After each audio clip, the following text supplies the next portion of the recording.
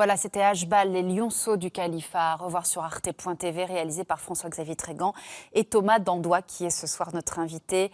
On a vu l'ensemble de votre œuvre d'une certaine manière, ou en tout cas ces films que vous consacrez ce soir à la vie quotidienne dans le califat de Daesh. Est-ce qu'on sait combien d'enfants en moyenne sont allés dans ces camps ? C'est très difficile d'estimer combien d'enfants sont allés dans ces camps. On n'a pas de données réellement fiables, mais quand on voit, et c'est ce qu'on ressent dans le film, l'efficacité du système de rabattage de Daesh vis-à-vis de ses enfants, notamment le simple fait de terroriser les parents pour laisser les enfants seuls dans les rues pour qu'ils soient à la merci des rabatteurs, on comprend qu'il y avait une efficacité totale. Et moi, je considère qu'on peut estimer qu'à peu près tous ces enfants ont eu d'une certaine manière un lavage de cerveau. Ça pose bien sûr la question de la résilience. En même temps, ce qui est assez étonnant et assez bouleversant dans votre film, c'est de voir la rapidité et la facilité avec laquelle ces enfants-là redeviennent des enfants. Par exemple, cet enfant qui redessine avec une telle évidence, est-ce que ça vous a frappé vous aussi ? Est-ce que du coup vous regardez un peu différemment des autres le débat qu'on a en ce moment sur est-ce qu'il faut ramener par exemple ces enfants en France aujourd'hui ? On sait que ça peut prendre des années pour sortir de ces traumatismes qu'ils ont eu à vivre. Les enfants qui ont vécu sous l'ère Daesh, la plupart de ceux qu'on parle de rapatriés ont moins de 10 ans aujourd'hui. C'est-à-dire que tous les souvenirs qu'ils ont, c'est ceux de la vie sous Daesh. Et la vie sous Daesh, c'était des exécutions, des bombardements, des décapitations. Donc, c'est sûr que ça prendra énormément de temps, de longs mois, peut-être des années, avant de leur permettre de redevenir des enfants.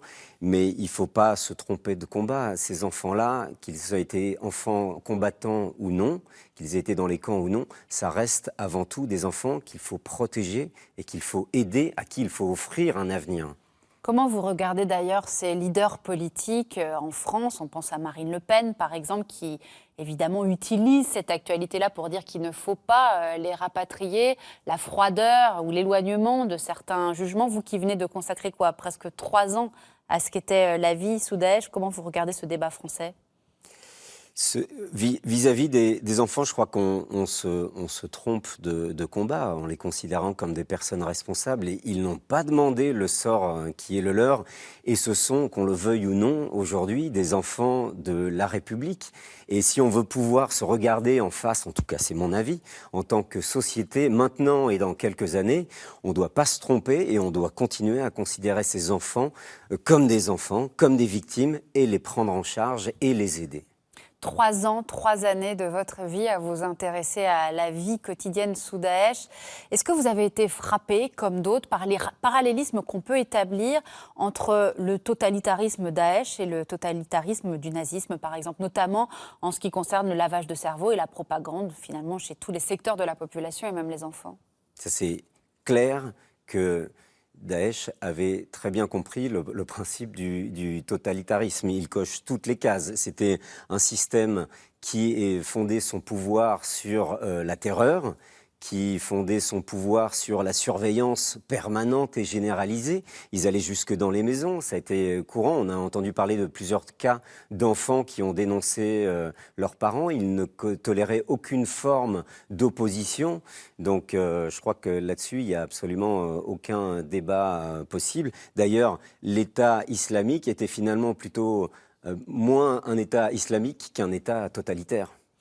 Est-ce que vous pensez qu'à partir du moment où on aura raconté, avec des films comme les vôtres, avec des reportages, à quoi ressemblait la vie sous Daesh, est-ce que vous considérez que ça rendra impossible la reconstitution d'un califat Daesh ? Les organisations djihadistes terroristes vont continuer d'exister, mais comment continuer de rendre attractif le rêve du califat dès lors qu'on sait à quoi ressemblait maintenant la vie quotidienne là-bas ?